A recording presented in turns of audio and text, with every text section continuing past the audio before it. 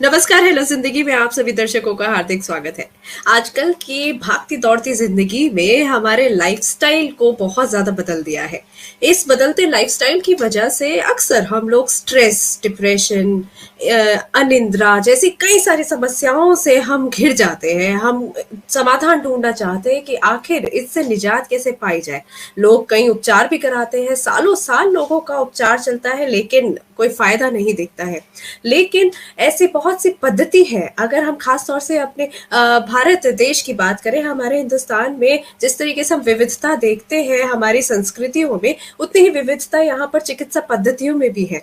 तो उन्हीं में से एक है यूनानी चिकित्सा पद्धति, जो एक प्राचीन पद्धति है। और यूनानी चिकित्सा पद्धति के जरिए आप किस तरीके से स्ट्रेस, डिप्रेशन, इनसे आप छुटकारा पा सकते हैं, आज हम आपको यही बताने वाले हैं। और इसकी जानकारी देने के लिए हमारे साथ आज एक खास एक्सपर्ट मौजूद है। आइए स्वागत करते हैं हमारे आज के मेहमान का। हमारे साथ है डॉक्टर लियाकत अली मंसूरी जी। आप यूनानी चिकित्सक हैं और न्यूरो में इनकी स्पेशलिटी है। तो सर, आपका बहुत बहुत स्वागत है हमारे कार्यक्रम में। Thank you. डॉक्टर लियाकत, सबसे पहले आपसे यही समझना चाहेंगे, जो यूनानी चिकित्सा पद्धति है, असल में ये पद्धति क्या है, किस तरीके से कार्य करती है? ये हर्बली पद्धति है। जैसा आयुर्वेद है ना, इसी तरह से यूनानी हर्बल पद्धति है। इसमें हर्बली मेडिसिन होती है जी जी, और सेम उसी तरह से काम करती है जैसे आयुर्वेद करती है। मतलब हर्बल है तो बॉडी को नुकसान नहीं पहुंचाएगी ये पद्धति? बॉडी को कोई साइड इफेक्ट नहीं देती है जी। तो अक्सर हमने देखा है कि जैसे एलोपैथ है, आयुर्वेद है, उसके कंपैरेटिवली जब हम यूनानी पद्धति की बात करते हैं तो ये कैसे अलग है इन पद्धतियों से? हमारी यूनानी पद्धति हर्बल है। एलोपैथ तो एक आप जानते हो कि ये केमिकल टाइप की मेडिसिन है जो शरीर को साइड इफेक्ट देती है। एक फायदा देती है, नुकसान बहुत सारे दे जाती है। हमारी यूनानी पद्धति हर्बल पद्धति है, हर्बल मेडिसिन होती है। ये बॉडी को कोई नुकसान नहीं देती है और ये हमारी बॉडी के अंदर इम्यूनिटी बढ़ाती है। रोग भले ही अगर किसी को आराम नहीं कर रही हो तो वो साइड इफेक्ट भी नहीं देती है। और हमारी हर्बल मेडिसिन बहुत अच्छी कारगर है। इतनी अच्छी काम करती है कि एलोपैथ जैसे करती है ना, इसी तरह से 24 घंटे के अंदर रिजल्ट मिलता है इसका।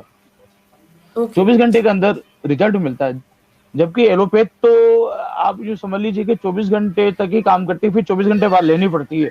हमारी मेडिसिन कुछ समय बाद हम कम करते जाएंगे और बिल्कुल हटा देंगे और रोग भी सही हो जाएगा और नुकसान भी नहीं होगा।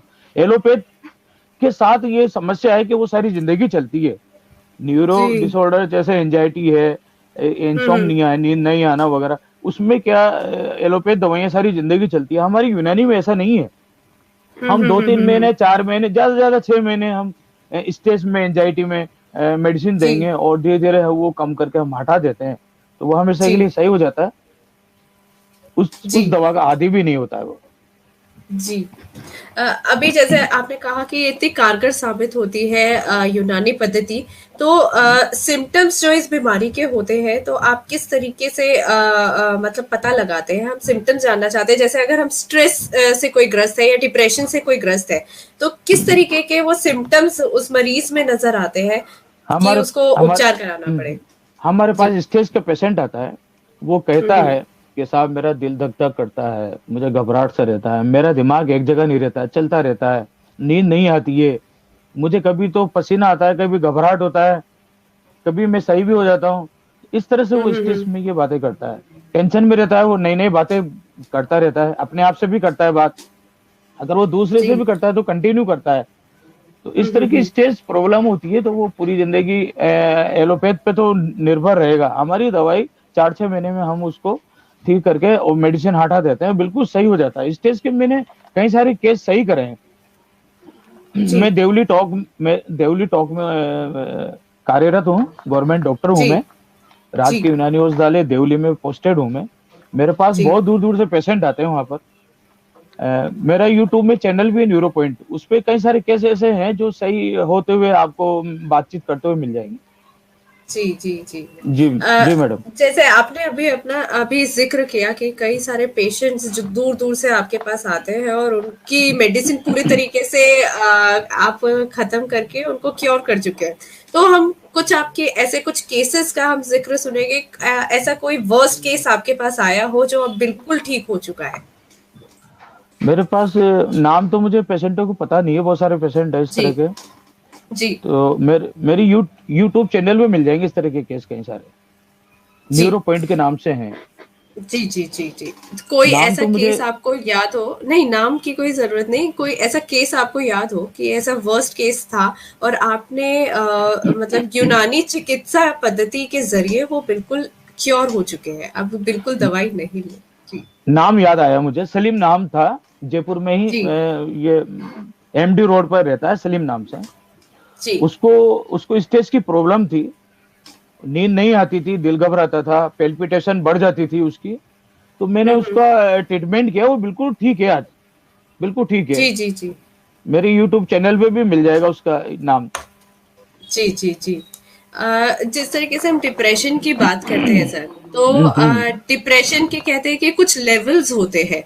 तो उन हम्म। लेवल्स के बारे में हम पहले आपसे समझना चाहेंगे कि वो किस तरीके के वो डिप्रेशन के लेवल्स होते हैं और उन लेवल के हिसाब से फिर किस तरीके से चिकित्सा की जाती है।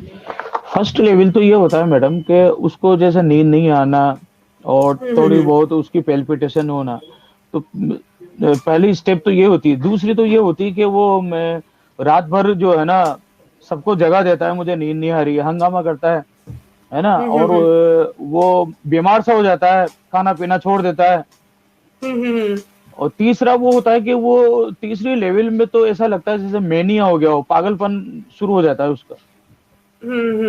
तो हम तीनों स्टेज में उसका इलाज कर देते हैं। हमारे पास यूनानी में इस तरह का ट्रीटमेंट है कि वो अगर हमारे पास आता है तो हम उसको सही जी करते हैं। जी। अ, ये डिप्रेशन किस हद तक खतरनाक साबित हो सकता है? अगर आपके एज अ प्रैक्टिशनर हम बात करें, क्या लगता है आपको किस हद तक ये खतरनाक साबित हो सकता है? तीसरे लेवल पे हम खतरनाक ही बोल सकते हैं कि वो आत्महत्या भी कर सकता है। वो हम्म। सोच में इतना डूब जाता है कि वो आत्महत्या भी कर लेता है, इसलिए खतरनाक होता है। ये है जी। मैडम। तो क्या ऐसे केसेस कि ऐसे विचार जब किसी के मन में आते हैं कि ये जो थर्ड स्टेज पर आ जाता है, ऐसे हम्म। वाले लेवल पर क्या कोई ट्रीटमेंट अगर शुरू करवाता है अपना, तो क्या उसके क्योर होने के चांसेस है? मतलब पूरे तरीके से वो क्योर किया जा सकता है उसको? हाँ बिल्कुल बिल्कुल, हम यूनानी दवाइयों से बिल्कुल क्योर करते हैं। जी। यहाँ पर मैं आपसे ये जानना चाहूंगी, जिस तरीके से एलोपैथ का आपने जिक्र किया कि एलोपैथ हाँ की हाँ जो दवाइयाँ होती है, हाँ हाँ एलोपैथ की दवाइयों से साइड इफेक्ट्स भी होते हैं। हाँ जी। वहीं होम्योपैथ भी कुछ चीजों को खाने पीने से मना करता है जब वो होम्योपैथिक दवाइयाँ चल रही होती है। तो जब यूनानी मेडिसिन की बात आती है, तो क्या यहाँ पर भी कुछ परहेज करने की जरूरत होती है, या बिना परहेज के ही वो दवाइयाँ ली जा सकती है? यूनानी दवाइयों में जहाँ दर्द के पेशेंट होते हैं ना, तो उसमें जब दर्द की दवाएं देते हैं तो खटाई बंद करते हैं बस, और चीजों में कहीं कोई परहेज नहीं है। ओके। अगर दर्द तो की मतलब दवाएं हम देते हैं, खट्टा बंद करवाते हैं उसको, बस इतना ही परहेज है, और तो ज्यादा कोई परहेज नहीं है बस। और कोई ज्यादा परहेज नहीं है। यहाँ हाँ। पर जब हम लाइफस्टाइल की बात करते हैं कि लाइफस्टाइल बिगड़ जाता है, भागदौड़ भरी जिंदगी है, तो लाइफस्टाइल बिगड़ता है तो उस वजह से ये स्ट्रेस, निद्रा और डिप्रेशन, बहुत सारी चीजें हमारे साथी बन जाती हैं ये चीजें। तो हाँ हाँ ऐसे हाँ। में हेल्दी डाइट लेना कितना अहम समझते हैं आप? अब डाइट के साथ साथ उसको योगा वगैरह में उसको बिजी रखें, उसका दिमाग कहीं बिजी रहे। वो अगर उसी चीज को वो ज्यादा सोचता है तो फिर वो स्ट्रेस में चला जाता है, डिप्रेशन में चला जाएगा। तो उसको मैं थोड़ा सा योगा में लगाएं, थोड़ा सा दूसरी चीजों में समाचार पत्र देखना या यार दोस्तों में बातें करना, इस तरह की उसको एक्टिविटीज के बारे में बताना चाहिए। और पोषक तत्व तो लेना ही चाहिए, अच्छी डाइट होना चाहिए, पोषक तत्व लेगा, अच्छी डाइट लेगा तो उसका स्वास्थ्य अच्छा रहेगा, वो तो ठीक है। उसके साथ-साथ उसके दिमाग को बाँटना होता है हमें। दवा भी जी, देते जी, हैं, जी। अच्छी डाइट और योगा इनमें इनकी भी सलाह देते हैं, साथ में उसको मेडिसिन भी देते हैं, है जी। ना मैडम? जी।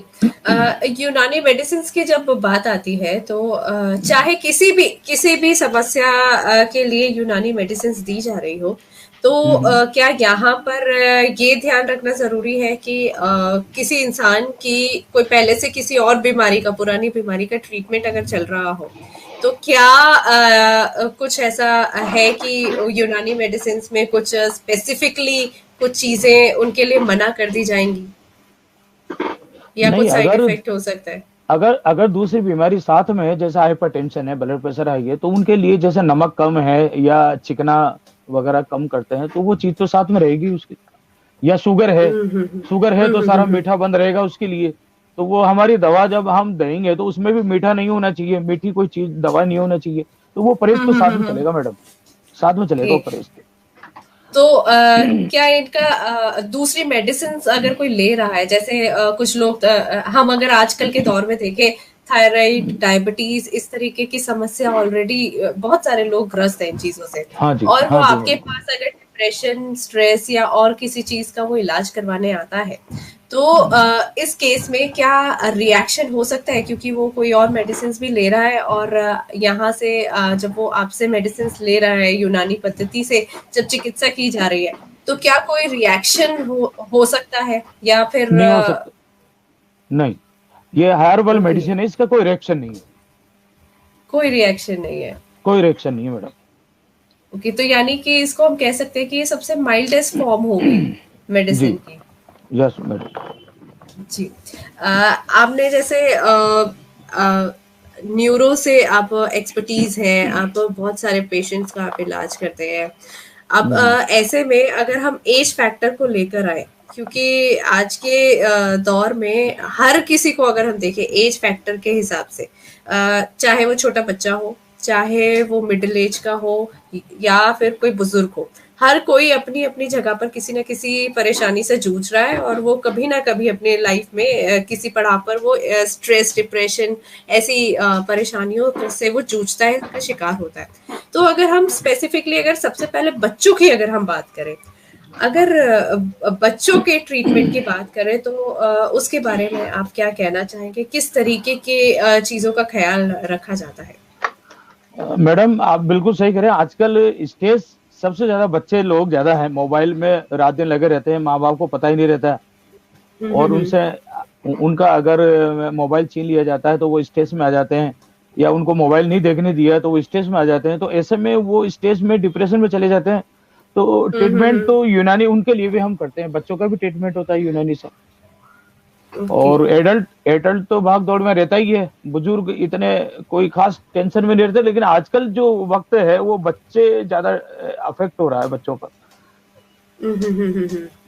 तो मतलब अगर देखा जाए तो जो हाईएस्ट रेट है पेशेंट्स का डिप्रेशन को लेकर, तो बच्चों वो में ज़्यादा देखे जा रहे हैं वो बच्चों में केसेस। ज़्यादा देखा जा रहा है आजकल, बच्चों में ज़्यादा है। तो जी क्या मैडम। क्या और कारण लगते हैं आपको इसके? कारण तो ये आज की जो भाग-दौड़ है, लोग आगे बढ़ना चाह रहे हैं, पैसा ज़्यादा कमाने के चक्कर में रात-दिन मेहनत कर रहे हैं, तो वो स्ट्रेस में तो आ ही जाते हैं। कहीं हुँ, हुँ, हुँ, हुँ। फैमिली फैमिली में भी कोई अगर डिस्टर्ब चल रहा है तो वो भी डिप्रेशन में आ सकता है। जी। ये है मैडम। तो तो ट्रीटमेंट लगभग अगर देखा जाए किसी का ट्रीटमेंट अगर स्टार्ट होता है, तो हुँ, हुँ। लगभग कितना लंबा चलता है? हम 4 और किन चीज़ों पे डिपेंड रहता है ये चीज़? डिप्रेशन में तो 4 से 6 महीने लगता है हमारी यूनानी मेडिसिन से, ओके। है ना? हुँ, हुँ, हुँ, हुँ। हुँ। अब 3 न्यूरो से में तो बहुत 4 सारी, महीने। हाँ, न्यूरो में और भी कई सारी डिज़ीज़ है, जैसे माइग्रेन है। माइग्रेन का जी। एलोपैथ में इलाज ही नहीं है ना? हुँ। पूरी ज़िंदगी दवाई लेते-लेते वो थक जाती हैं। महिलाओं को ज़्यादा होता है माइग्रेन, पुरुषों को कम होता है। तो हमारे यूनानी पद्धति में हम माइग्रेन का ट्रीटमेंट सिर्फ़ 3 महीने में कर लेते हैं और बिल्कुल अच्छा हो जाता है पेशेंट। मतलब क्योंकि हमने माइग्रेन पेशेंट्स देखे हैं कि बड़ी दिक्कत रहती है और लाइफ टाइम उन लोगों के साथ परेशानी रहती है जो माइग्रेन हाँ, से ग्रस्त होते हैं। हाँ, हम तो 3 महीने में सही कर यूनानी देते हैं। 3 यूनानी महीने में। मेडिसिन से, हाँ, 3 महीने में सही हो जाता है हमारे यहाँ। एलोपैथ यहाँ तो पर। जी। एलोपैथ दवाइयाँ तो पूरी जिंदगी लेते हुए भी सही नहीं होता।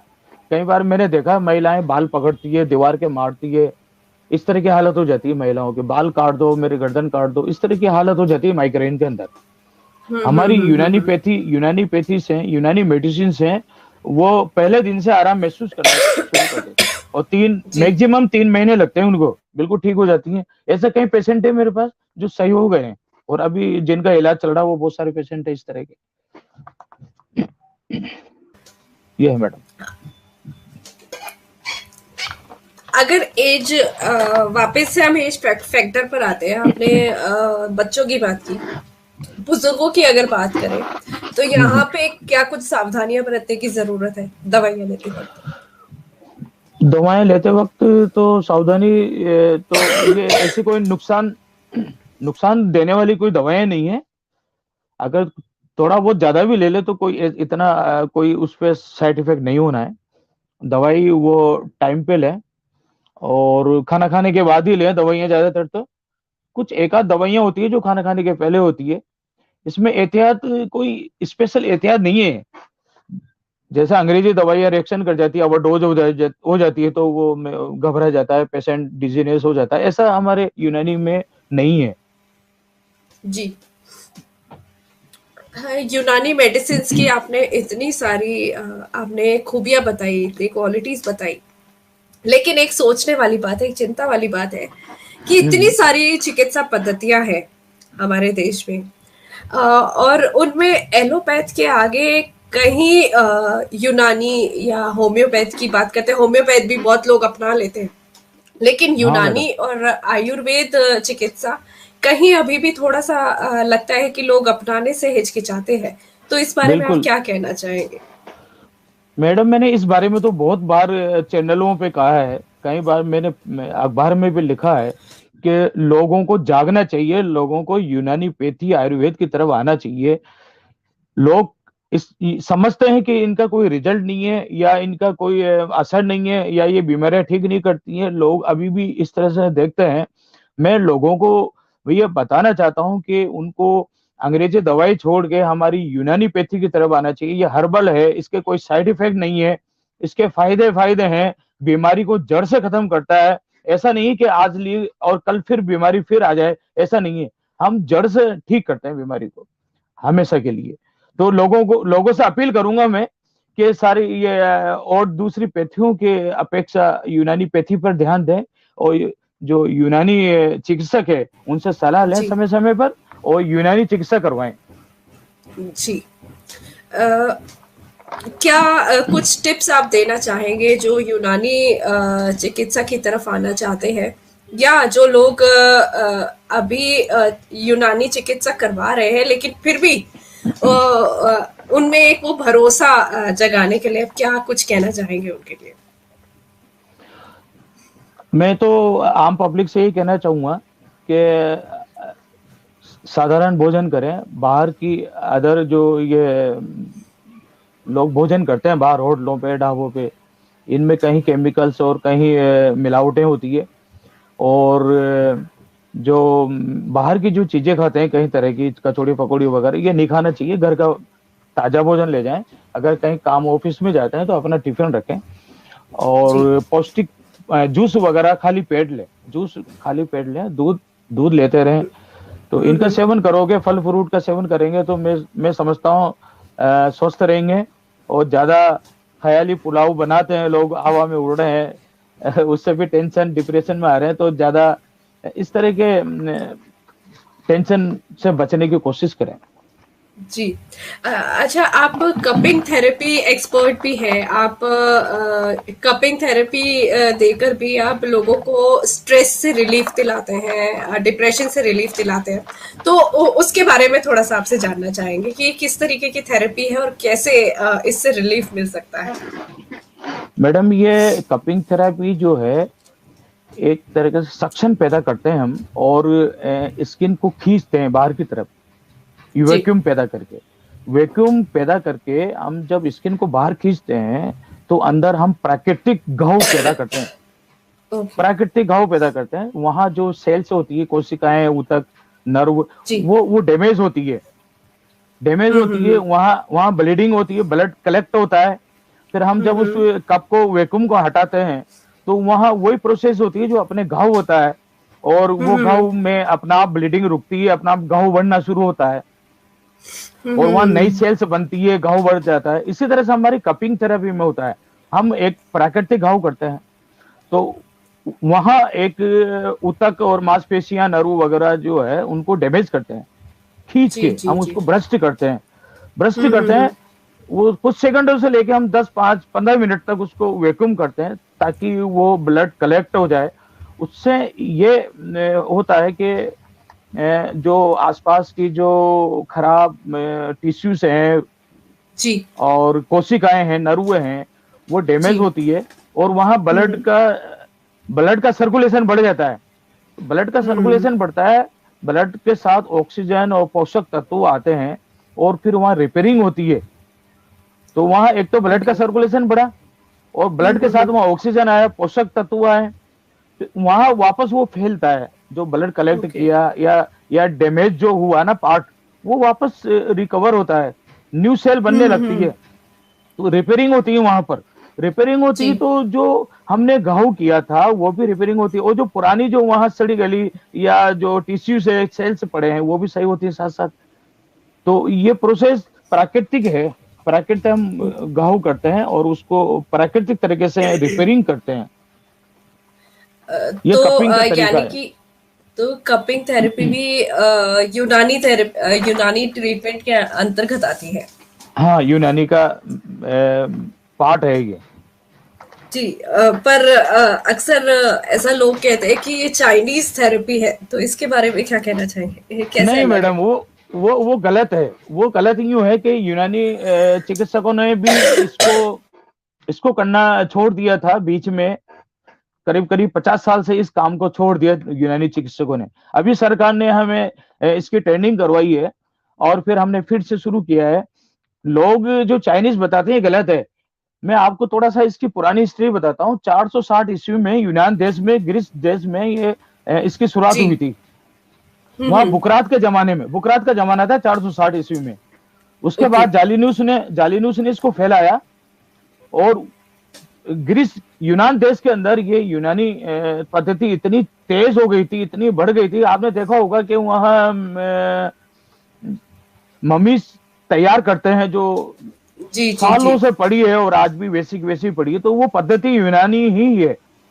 और फिर हम्म। यूनान देश से, ग्रीस देश से 10वीं शताब्दी में, लगभग 10वीं शताब्दी में हमारे हकीम मोहम्मद अजमल खान साहब ये इंडिया में लाए इस पद्धति को। उन्होंने हम्म। पुरानी दिल्ली के अंदर शरीफ मंजिल के अंदर उन्होंने अपनी क्लिनिक शुरू की थी। उनके इस ट्रीटमेंट से, यूनानी दवा से, यूनानी चिकित्सा से लोग इतने सही होने लगे थे कि उनके यहाँ काफी भीड़ पड़ने लगी थी। फिर उन्होंने जो है जामिया मिलिया इस्लामिया यूनिवर्सिटी बनाई थी जी। उस जमाने में। उसी में उन्होंने आयुर्वेद और यूनानी तिब्बिया कॉलेज खोला था। जब से ये ओके। पहला कदम था उनका, हकीम अजमल खान साहब का ये पहला कदम था। उसके बाद आज इंडिया में हर आदमी यूनानी दवाओं को जानता है, यूनानी चिकित्सा को जानता है, मगर इसका उपयोग पूरे लोग नहीं ले पाते हैं, नहीं कर पाते। हम्म। तो मैं तो पब्लिक से, आम जनता से ये अनुरोध करूंगा कि यूनानी चिकित्सा का लाभ लें। इससे कोई साइड इफेक्ट नहीं होता है, और बीमारी जड़ से खत्म होती है। जी। और किस किस तरीके की बीमारियों का इलाज यहाँ पर संभव है कि? मैं चूंकि न्यूरो का करता हूं, तो न्यूरो में बताऊंगा मैं। हमारे यहाँ माइग्रेन, स्ट्रेस, एंजाइटी, इंसोम्निया, और रीढ़ की हड्डी में जो नर्व दब जाती है, जी। जैसे स्लिप डिस्क वगैरह जो है ना, होती है ना, हम्म। तो इसको भी हम कपिंग थेरेपी और प्लस मेडिसिन देने से सही करते हैं। ओके। जी, बहुत बहुत शुक्रिया आपका डॉक्टर, हमारे साथ जुड़ने के लिए और महत्वपूर्ण जानकारी देने के लिए। थैंक और यू मैडम, थैंक यू। उम्मीद है कि हमारे व्यूअर्स जो हैं उनको जरूर यूनानी चिकित्सा के बारे में बहुत कुछ महत्वपूर्ण बातें पता चल गई, जो अभी तक हम गलतफहमी में जी रहे थे, तो वो गलतफहमी दूर हो गई है। तो व्यूअर्स, इस वीडियो को लाइक जरूर कीजिएगा, शेयर जरूर कीजिएगा, हमारे यूट्यूब चैनल को सब्सक्राइब कीजिएगा, साथ ही हमारा जो फेसबुक पेज है उसको लाइक कीजिएगा, बेल आइकन को प्रेस कीजिएगा, ताकि जो भी अपडेट्स हैं वो आप तक टाइमली पहुंचती रहें। फिलहाल हेलो जिंदगी में इतना ही। आप अपना ख्याल रखिएगा, स्वस्थ रहिएगा, हमें दीजिए थैंक इजाजत। नमस्कार। Thank you.